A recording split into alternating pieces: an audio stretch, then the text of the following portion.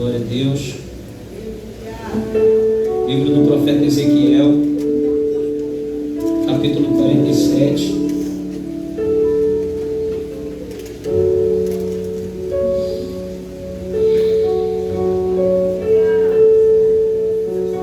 Ezequiel 47.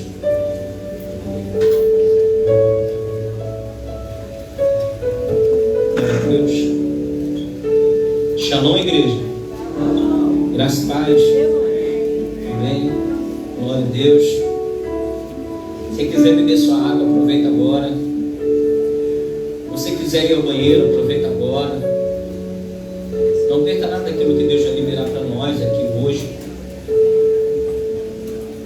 Ezequiel 47,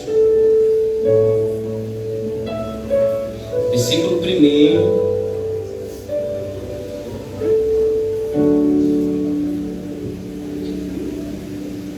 Até o versículo de número 8. Ezequiel capítulo 47, versículo 1 ao versículo de número 8. Amém? Depois disso, me fez voltar à entrada da casa, e eis que saíam umas águas debaixo do umbral da casa para o oriente, porque a face da casa olhava para o oriente, e as águas vinham debaixo, desde a banda direita da casa, da banda do sul do altar. E ele me tirou pelo caminho da porta do norte, e me fez dar uma volta pelo caminho de fora, até a porta exterior, pelo caminho que olha para o oriente. E eis que corriam umas águas desde as bandas direita. Saiu aquele homem para o oriente, tendo na mão um cordel de medir, e mediu 1000 côvados, e me fez passar pelas águas que me davam pelos tornozelos. E mediu mais 1000 e me fez passar pelas águas que me davam pelos joelhos. E mediu mais 1000 e me fez passar pelas águas que me davam pelos lombos. E mediu mais 1000 e era um ribeiro que eu não podia atravessar, porque as águas eram profundas, águas que se deviam passar a nado, ribeiro pela qual não se podia passar. E me disse: viste, filho do homem? Então me levou e me tornou a trazer a margem do ribeiro, e tornando eu, eis que à margem do ribeiro havia uma grande abundância de árvores, de uma e de outra extremidade. Então me disse: estas águas saem para a região oriental, descem a campina e entram no mar, e sendo levados ao mar, sararão as águas. Você diz amém? Amém. Boa noite, meu irmão. Deus abençoe. Tome seu assento, por gentileza.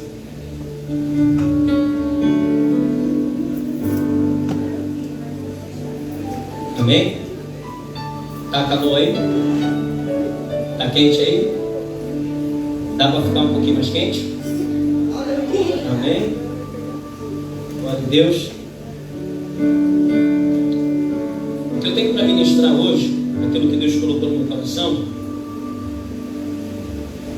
todos aqui, acredito eu, já ouviram falar sobre Ezequiel 47. Ezequiel no capítulo 47, ele está avançado na sua idade. Há quem afirme aqui que Ezequiel ele já está nos seus aproximadamente 40, 50 anos de idade, mais ou menos.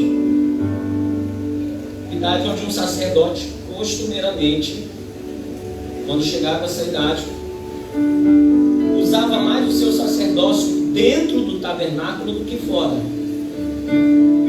Antes, quando ele estava aprendendo, ele exercia todo o seu chamado, toda a sua vocação, tudo que Deus instruiu para o povo, para a nação e para a igreja. Você vê no capítulo 1 Deus chamando Ezequiel através de uma visão e se revelando a Ezequiel para qual propósito ele estava sendo designado.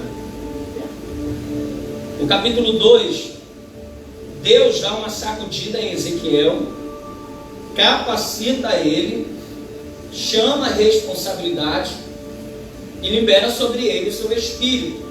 Tanto é que o capítulo 2 diz que veio sobre ele o Espírito do Senhor e o colocou de pé.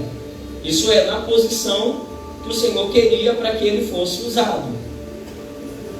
No capítulo 3, Deus fala com ele: come desse bolo, come dessas palavras, porque esse bolo e essas palavras são as minhas profecias que eu estou colocando na sua boca para você orientar a nação que está dentro do cativeiro babilônico. Isso é muito interessante, porque Ezequiel se encontrava na mesma condição do que o povo, e estava vivendo o cativeiro também, assim como o povo. E assim como o povo, Ezequiel também havia sofrido uma grande perda, e Deus não havia dado a ele direito nem sequer do luto. Ele havia perdido a sua esposa. Até aí tudo bem. Depois do capítulo de número 3, Ezequiel vai começar a profetizar fora do templo, dentro do templo, para os outros profetas que estavam parados, para os sacerdotes que haviam abandonado a sua função, para os levitas que haviam pendurado as suas harpas, os seus instrumentos. Prova disso é Salmo 137. Eles penduravam e aqueles que levaram eles cativos disseram assim: cantem a nós uma música do Senhor, porque no meio de vocês tem levitas, tem músicos, tem profetas, e assim sucessivamente. Só que por causa do cenário, por causa do ambiente, o povo acaba perdendo a sua essência. Por causa do momento e do lugar que eles estavam, eles acabam perdendo aquilo que eles tinham no Senhor. Porque cá entre nós é muito fácil a gente adorar a Deus quando a gente está num lugar que nos é favorável. É muito fácil eu conseguir adorar a Deus quando a minha despensa está totalmente recheada, a ponto de eu abrir a porta da minha despensa e cair tudo em cima de mim. Glória a Deus. É muito bom a gente conseguir louvar e dizer que Deus é bom quando a minha conta bancária está do jeito que eu quero. E pasmem para o que eu vou te dizer, não estou dizendo que é errado você andar abundante. Eu estou dizendo para você que na sua grande maioria das vezes a gente se comporta que nem o povo. Sabiam o que Deus tinha feito lá atrás, mas por causa do momento que estava vivendo, se esqueceram o que Deus era capaz e o que Ele já tinha feito. Então, querido, não deixe que nada, não deixe que alguns ambientes, não deixe que algumas transições, não deixe que algum cenário desfavorável roube de você aquilo que Deus depositou aí dentro. O que Deus depositou aí dentro? Deus depositou o seu espírito, Deus depositou a fé, Deus depositou uma unção, Deus depositou uma autoridade. Aí a pergunta que eu faço: precisava Deus levantar um jovem que não tinha nem seus 30 anos de idade para exercer um ofício profético e sacerdotal no tempo em que ele estava vivendo? É claro que não, porque tinha muitos sacerdotes, tinha muitos profetas, tinha muitos levitas, mas eles haviam abandonado a sua posição. E na sua grande maioria das vezes, quando tudo vai de encontro às minhas expectativas e às minhas idealizações, eu começo a questionar e uso aquilo que Deus me deu como uma forma de tentar barganhar com Deus, dizendo: se eu estou assim, então eu não vou adorar. Se o Senhor não quiser, eu não vou louvar. Se o Senhor não quiser. Só que o grande problema, querido, é que quando eu me retenho, Deus já está preparando alguém. Quando você se retém, Deus está preparando alguém, irmão. E às vezes a gente olha e pensa assim: por quê, pastor? Porque Deus, Ele não pode parar a sua obra. Deus não pode parar a sua chamada, a sua vocação. E se Deus não pode parar, eu não posso parar. Até porque antes de chegarem no cativeiro, Deus havia usado o profeta Jeremias no capítulo 24, dizendo assim: eu vou levar vocês para lá para dentro, eu vou tratar com vocês como um cultivador trata com figo, mas eu quero que vocês entendam, versículo 5, que é para o seu próprio bem. O tratamento de Deus é para nos amadurecer, o tratamento de Deus é para nos fortalecer. Querido, o que você está passando é para você amadurecer. E se você tivesse com a mente aberta para entender isso aqui, hoje era para você estar muito mais crente que ontem. Hoje era para você, amém, glória a Deus, aleluia. Hoje era para você estar louvando com mais intensidade, irmão. Hoje só que a gente entra num ciclo que, se eu estou bem, o fogo está aceso. Se eu estou mal, a chama se apaga. E aí eu venho no culto na expectativa de que quem vai cantar vai me acender, quem vai orar vai me acender. E Deus olhou para o sacerdote e disse assim: olha, o fogo vai arder continuamente sobre o altar, mas quem tem que colocar lenha e acender o fogo é vocês.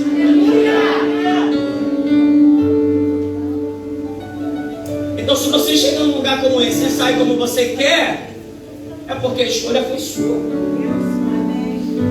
A decisão foi toda sua. Porque você está deixando o cenário falar mais alto, os problemas falarem mais alto. E aí Ezequiel, ele é privado de ter o seu luto, porque aquilo que ele carregava era muito maior do que o seu luto.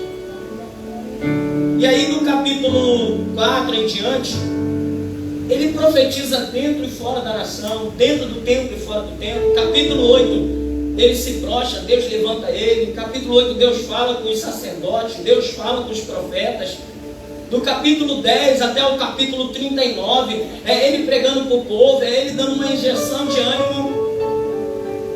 Só que, por ver um desânimo do povo, por ver que o povo não estava dando muito credibilidade, porque acreditar num profeta que está profetizando no mesmo cenário que eu estou vivendo é muito difícil, né? Agora, acreditar num profeta que nem conhece a minha história é muito fácil, porque a gente acha que o Deus que usa ele é diferente. E aí o povo deixou de ouvir o profeta, deixou de se atentar à voz de Deus. E aí o que acontece com o profeta Ezequiel? A Bíblia diz que chega no capítulo 47, um varão convida ele a sair de dentro do templo, porque do capítulo 40 até o capítulo 46, Ezequiel só estava dentro do templo, na reforma, na preparação, um lugar que não era para ele estar no momento, era para ele estar no meio do povo, fazendo o que Deus tinha mandado ele fazer. Só que como o povo não estava dando credibilidade, ele foi para dentro do templo, aproveitou que estava dentro do templo e começou a reconstruir, restaurar, trazer a presença de volta, na tentativa de tentar trazer o povo de dentro para o lugar de onde eles nunca deveriam ter saído. Só que quando ele fica e passa um tempo dentro do templo, ele acaba se acostumando. Ele se acostuma com o ambiente, ele se acostuma com o culto, ele se acostuma com a presença, ele já sabe quantos louvores vão cantar, já sabe quem é que vai pregar, já sabe quantas orações vai ter, já tem todo o cronograma. E por ele se acostumar, acontece algo que é muito perigoso na vida de quem se acostuma. O que, pastor? A pessoa acaba se acostumando com a presença. Como assim, pastor? Se o culto está bem, então Deus está ali. Se o culto não está bem, Deus não está ali. E para mim tanto faz como fez, porque eu estou acostumado com a presença. Se eu estou participativo ou não, tanto faz, tanto fez. Eu estou acostumado com a presença. Eu tenho onde congregar, eu tenho um pastor, eu tenho meu ministério, eu tenho minha função. Só que há um grande problema, eu fico acostumado. E quando eu fico acostumado com a presença, eu fico um crente insensível. A pior coisa é um crente insensível, irmão. Porque um crente insensível, a mente dele é que nem a mente do rico e Lázaro. Lembra quando ele vai para o Hades? Ele olha para Abraão e diz assim: pai Abraão, manda o mendigo ir lá na casa dos meus irmãos profetizar, porque para que eles não venham para cá, porque eles vivem que nem a mim. E aí o que o Abraão diz? Eles têm os profetas, ele tem os sacerdotes, eles têm. Aí ele diz: não, mas eles não vão acreditar, mas se o pobre ressuscitar, aí vão crer, porque esse tipo de crente só acredita se ver o sobrenatural acontecer. sei que estou acostumado com a presença ou não, irmão. Quando eu não sou movido pela atmosfera, mas eu faço com que a atmosfera do lugar seja movida dentro da igreja. Irmão, se tem uma coisa que me dá uma ira santa, eu posso mirar, tá? Eu falei isso na pregação, não posso pecar. É quando alguém chega no culto, olha para o culto. Não está legal, pastor? Estou sentindo que está ruim. Não, pastor, estou sentindo que está dando certo. Não, pastor, está seco. Não, pastor, está frio. Não, pastor, está morno. Para dizer de crente de temperatura, porque ele sabe como está. Termômetro. Esse é o nome de crente. Porque quem não está acostumado com a presença, ele entra e ele ocupa o espaço. Ele determina o ambiente, ele lança os fundamentos, ele decreta uma ordem, ele libera uma sentença. O lugar pode estar mais frio, mais seco, mas um profeta posicionado em Deus, no ambiente que ele está, pode estar cheio de ossos sequíssimos. Mas quando ele diz, assim te diz o Senhor, acabou, meu irmão.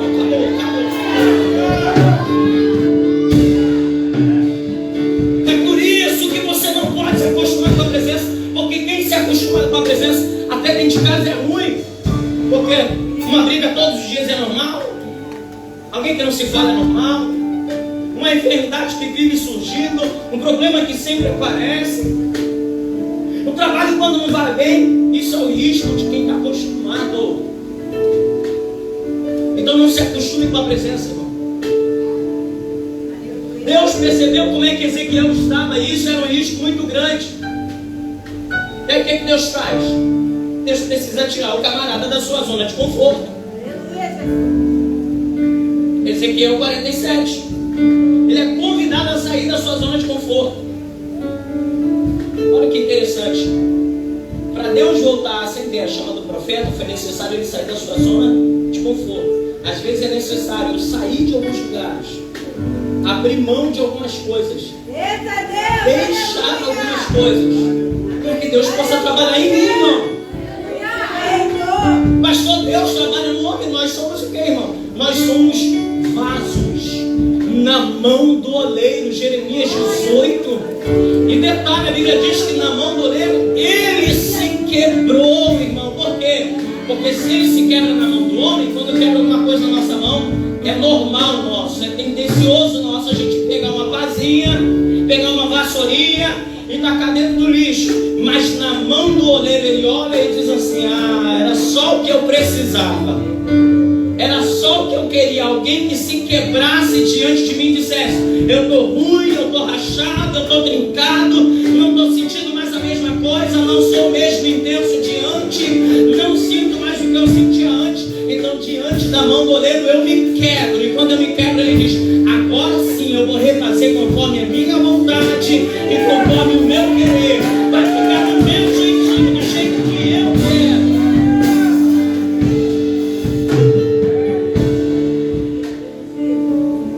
E aí Deus vai tratar com o profeta fora da sua zona de conforto.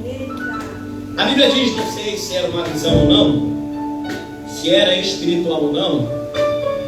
A Bíblia diz que o varão aparece com um cordel de medir. Para nós pode ser uma trena, uma régua, alguma coisa de medir. Ele entra dentro de um ribeiro e ele começa a medir e começa a chamar o profeta para dentro da água. E observe que ele não faz uma chamada só.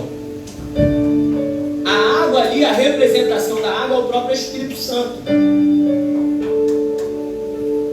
E aí ele está convidando o profeta para voltar e mergulhar no Espírito Santo. Só que até o mergulhar no Espírito Santo é processual. Existem etapas.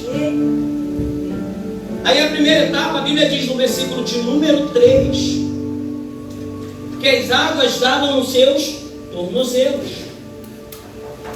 Tornozelo é essa região aqui, amém ou não amém? Amém. Tá.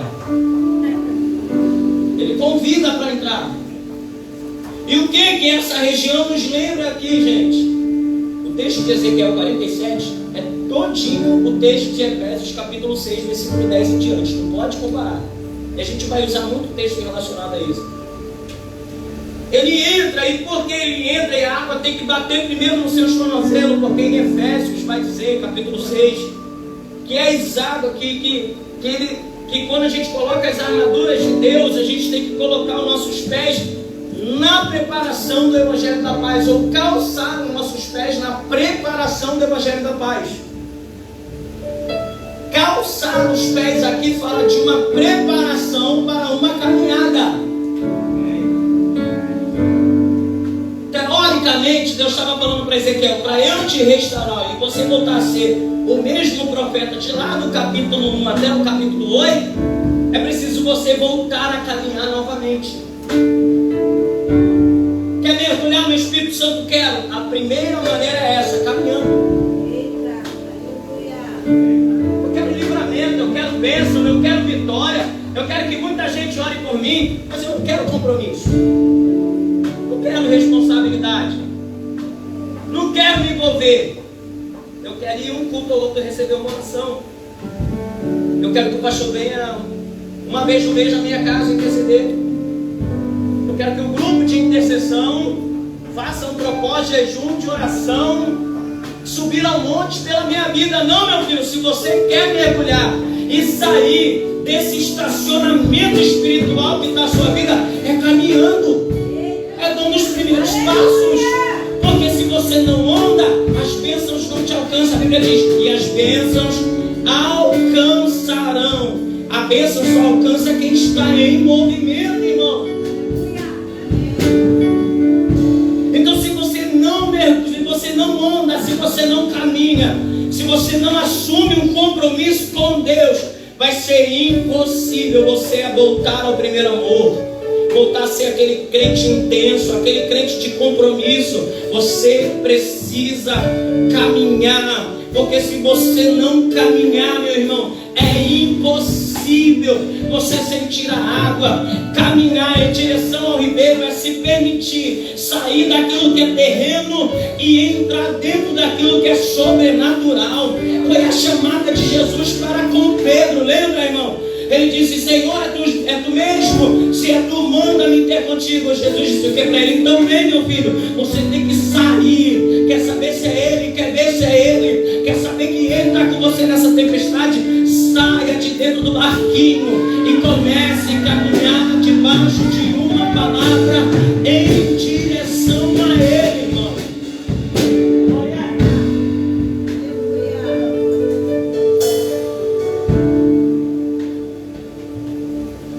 Segundo passo,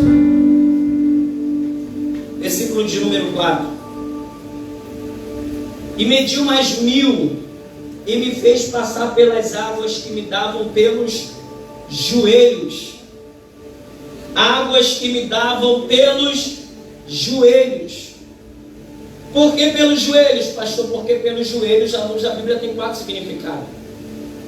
O primeiro significado está em Isaías, capítulo de número 35, versículo de número 3.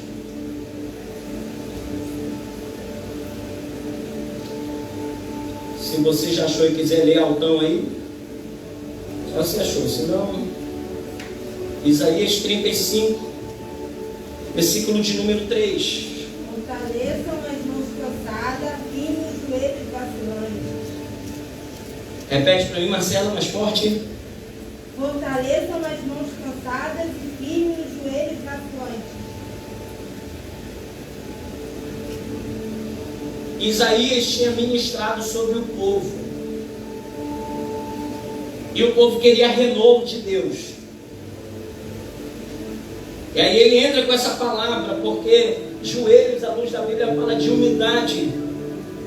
Quando o povo se dobra diante de uma profecia que o profeta havia liberado, é porque eles reconheceram que de fato era Deus na vida dele, e por questão de humildade eles se dobram e permitem que o profeta profetize sobre a vida deles. Joelhos fala de humildade. Em Filipenses 2, versículo 10 e 11, joelhos fala sobre arrependimento. Porque lá está escrito que todo olho verá e toda língua confessará que Cristo é o Senhor, para a glória de Deus nosso Pai. Aleluia. Em Mateus capítulo 3, versículo de número 4, Daniel capítulo 6, versículo 10, a Bíblia diz que Daniel costumeiramente orava 3 vezes ao dia, entrava no quarto, fechava a porta, tinha uma janela voltada para Jerusalém, porque ele estava cativo dentro da Babilônia. E ali ele orava todas as vezes olhando para Jerusalém, porque além de ser humildade, além de ser arrependimento, água no joelho também fala de busca. É impossível, irmão, eu acender a chama que está apagado sem uma vida de busca, sem uma vida de entrega. Ah, pastor, mas cansa muito. Ah, mas dá sono. Ah, mas dá isso. Mas às vezes a gente quer compromisso, a gente quer microfone, a gente quer oportunidade, a gente quer tanta coisa, mas pagar o preço antes de chegar é o que é o problema. Tem uma geração aí fora que está crescendo agora, uma geração que tem técnica, pouca presença. Tem muito conhecimento, mas tem pouca presença. Tem muita voz, mas tem pouca presença, porque presença não é algo que se adquire num talento, numa escola de música, num curso de teologia. Não, meu filho. É joelho, é oração, é jejum, é busca, é entrega. Ah, pastor, estou frio, estou querendo sair, estou querendo abandonar, estou querendo largar a fé. Claro, parou de orar, parou de jejuar, parou de ler a Bíblia, parou de buscar. E aí quer que Deus acenda como? Tu acha que eu vou ficar desgastando bem aqui na frente e vou botar a mão em um, vou botar a mão em outro? Não vou, meu irmão. Sabe por quê? Porque a gente faz isso para aqueles que estão chegando agora, estão bebendo leitinho materno. Mas para quem já está 1, 2, 3, 5, 10, 20, 30 anos, irmão, aí o caldo já é mais grosso. Aí já é mocotó, meu filho. Aí já é um bacalhau, aí já é uma picanha, já é algo sólido. A gente precisa sair dessa inércia de estar dependendo que alguém derrame água, alguém jogue água, alguém transborde água. Quando Jesus disse: aquele que tem sede, vem a mim, beba. Ele está aqui, irmãos.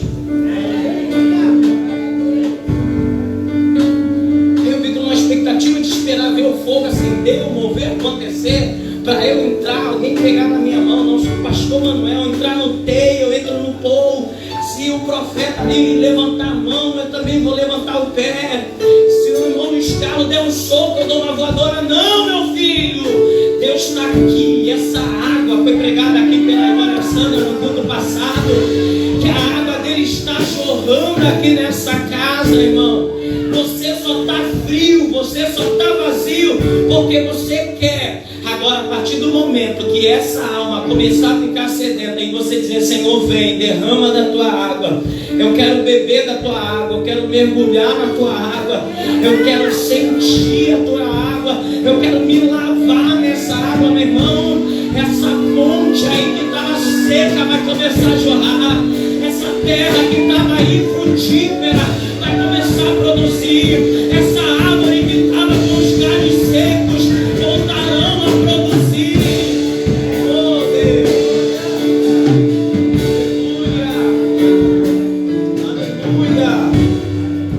aleluia, aleluia, oh glória a Deus, oh glória a Deus.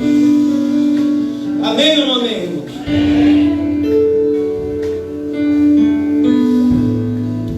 Versículo 4 ainda, a parte final. E mediu mais 1000 e me fez passar pelas águas que me davam pelos lombos. O lombos fica um pouquinho mais acima da cintura. É processual, tem etapas. E os lombos têm eu não vou me ater em nenhum termo histórico, teológico, nada disso não. Vamos no básico, arroz com feijão. Os lombos para os judeus tinham muitos significados, mas eu gosto de 3 significados que para mim foram que chamaram mais atenção. O primeiro, em Jeremias capítulo 1, versículo 17 ao versículo de número 19. Jeremias capítulo 1, versículo 17 ao versículo de número 19. Se já achou, pode ler. Se não, só achar que eu vou ler. Já é bom para você ter acender essa chama aí. Está conseguindo ler em casa? Começa a ler aqui agora. 1, versículo 17 ao 19 diz assim, ó: Tu, pois, cinge os teus lombos e levanta-te. Vou repetir. Jeremias capítulo 1, versículo 17 em diante. Tu, pois, cinge os teus lombos e levanta-te e dize-lhes tudo quanto eu te mandar. Não desanimes diante deles, porque eu farei com que não temas na sua presença. Porque eis que te ponho hoje por cidade forte, por coluna de ferro e por muro de bronze contra toda a terra e contra os reis de Judá, contra os seus príncipes, contra os seus sacerdotes, contra o povo da terra. E pelejarão contra ti, mas não prevalecerão contra ti. Eu sou contigo, diz o Senhor, para te livrar. Qual é o primeiro significado? Tu, pois, cinge o teu lombo e levanta-te. Água no lombo primeiro fala de posicionamento. Está pronto. Se posicionar. Toda vez que você lê na Bíblia, cinja-te com o teu cinto, ou cinja-te o teu lombo, esteja preparado. Aleluia. Muitos estão caídos porque é uma geração que não se prepara. E quando eu estou mergulhando nas águas do Espírito, meu irmão, é impossível o inimigo tentar me enganar, me derrubar, mentir, enganar, querer destruir. Sabe por quê? Porque eu estou no Espírito, e quem está no Espírito, o Senhor diz, e o Senhor não fará coisa alguma sem antes revelar aos seus profetas. Mas é para quem está cheio, meu irmão, preparado. Jeremias 13, versículo de número 11.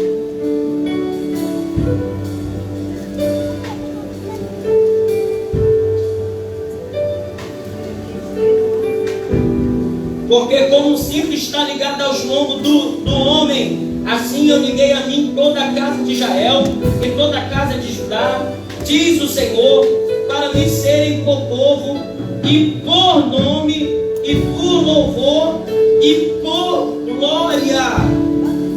O que é isso, pastor? Cinto para os judeus e para Deus também simboliza a identidade. Os sacerdotes usavam um tipo de cinto. Os profetas, lembra de João? A Bíblia fala que eles usavam cinto de ouro. As mulheres usavam um tipo de cinto. Os homens usavam um tipo de cinto. Cinto fala de identidade. Como é que eu saio da minha zona de conforto e viro alguém alicerçado em Deus, cheio e transbordante do seu Espírito, gente? Quando eu sei qual é a minha identidade em Deus.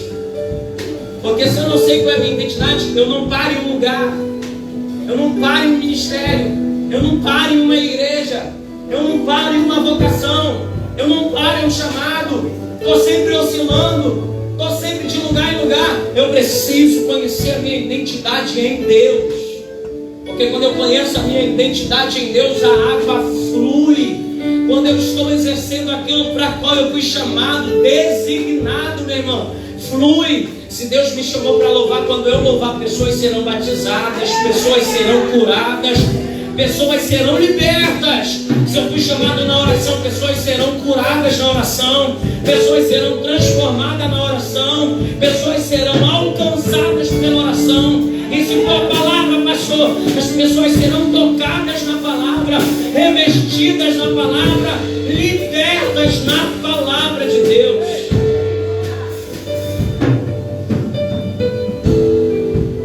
E em Mateus capítulo 3, versículo 4, que fala sobre João Batista, tinham 5 de couro. Isso revelava o seu ministério, porque diziam que aquele cinturão de couro ali era uma espécie de revelar um profeta, por ser um cinto diferenciado, um cinto de couro.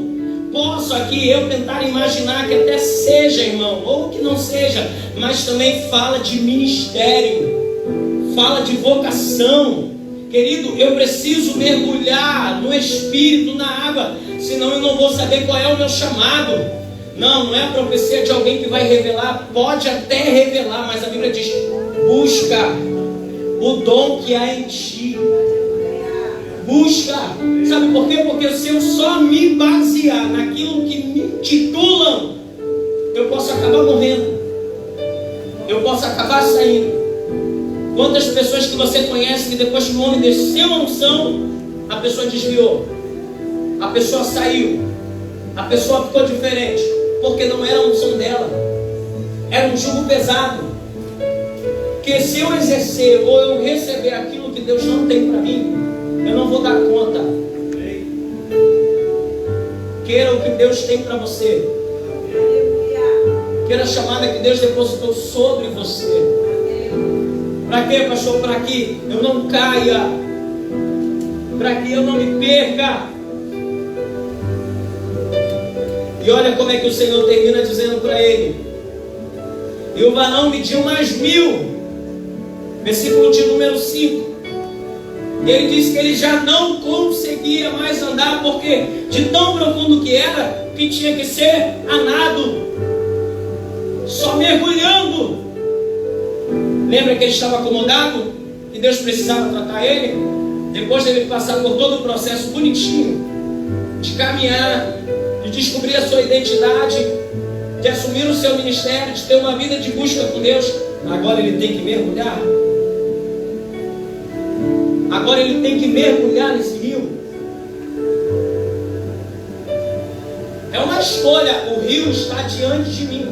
Ele poderia ficar com medo de dizer: Senhor, não quero, é muito fundo, desconheço as águas, está muito profundo, não tenho intimidade a nado, então eu prefiro recuar e continuar sendo quem eu sou, continuar na mesma vida que eu tenho, do mesmo jeito que eu estou, da mesma maneira que eu estou. Mas ele se permitiu se lançar dentro da água. Ah, pastor, porque Deus queria que ele mergulhasse? Tu ainda está com a tua Bíblia aberta aí? Olha porque Deus queria que ele mergulhasse. O versículo de número 6 do capítulo 47 de Ezequiel. E me disse: viste, filho do homem, porque antes de mergulhar ele estava cego. Espiritualmente ele não estava entendendo a atmosfera, não estava entendendo o ambiente em nenhum momento. E aí quando ele mergulha, a primeira coisa que a água faz é lavar, é purificar a sua vista, para entender que aonde ele está, que o ambiente que ele está não está desfavorável, é ele que deixou de estar posicionado, porque se ele tivesse posicionado, não estaria do jeito que estava.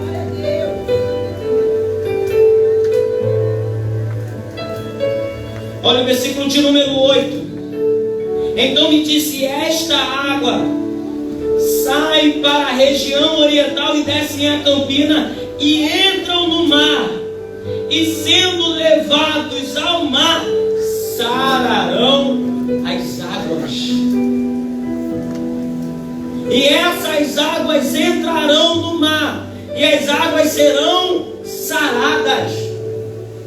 Deus queria que ele mergulhasse nessa água aqui, para que depois, quando ele partisse, esse mar aqui que o texto está dizendo aqui, era o povo. Ele era a representação de um ribeiro. E o ribeiro entraria dentro do mar. O mar era o povo. Mar grande, gente.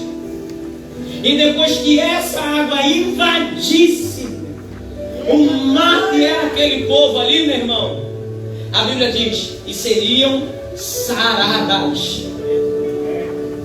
Por quê, pastor? Porque se o profeta não mergulhasse, não se sarasse primeiro, não se curasse primeiro, o mar não poderia ser sarado. Então primeiro Deus sara ele, para depois sarar o povo.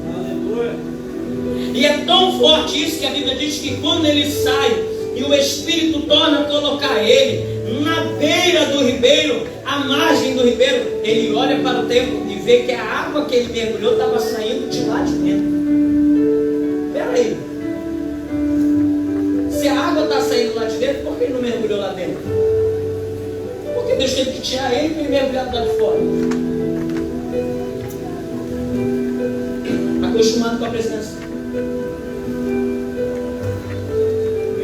O que ele precisava estava lá dentro, só que ele não estava vendo. O que ele precisava estava lá dentro, só que ele não mergulhou. Isso é sério, irmãos. A água está jorrando, o rio está transbordando, e a gente está perdendo a oportunidade de mergulhar. E quando eu não mergulho, eu não saio curado, eu não saio tratado, eu não saio liberto, eu não saio transformado. Que culto é esse que eu saio da pior maneira do que eu entrei? Que culto é esse que do jeito que eu vim eu vou? Que culto é esse que passam-se 10 anos no ambiente e não tem uma cura, e não tem uma libertação, e não tem uma transformação? É porque nós não entendemos que a água que está jorrando aqui não é mérito de quem está pregando, não é mérito de quem está orando, não é mérito de quem está louvando, é o Espírito Santo de Deus que está pairando sobre este lugar. É por isso que em João 7, versículo 38, se não me falha a memória, ele diz que essa água que iria fluir de nós é do Espírito Santo. Essa água que está aqui é o Espírito Santo, que espera nós entrarmos neles e mergulhar. Porque depois que nós mergulharmos nele, quando nós sairmos para esse mar aberto que está aí afora, essas águas serão saradas, serão curadas para a glória de Deus. Por isso eu te convido a se colocar de pé agora, irmão, em nome de Jesus. Se coloca de pé em nome de Jesus.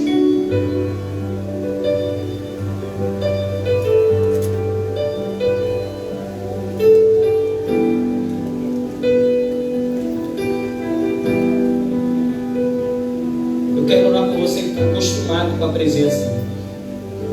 Você que um culto deixou de ser um culto para você só uma liturgia, só uma regra de fé. Você que está acostumado com a presença. Isso é bom até para quem prega, mas eu prego já porque eu já tenho um costume, já tenho um jeito, já tenho. Não, pastor, então você precisa vir aqui na frente. Você que toca também, pastor, eu toco só porque eu tenho um compromisso, eu tenho uma responsabilidade, eu tenho isso, eu tenho aquilo. Não, Chico. Você pode vir já de cima e ofertar aqui que nem o menino estão fazendo, porque eu quero que você aproveite o máximo agora essa oração. E eu vou orar também com você que dizimou e ofertou. Mas eu queria orar pela tua vida espiritual, irmão. A tua vida espiritual move todas as áreas da sua vida.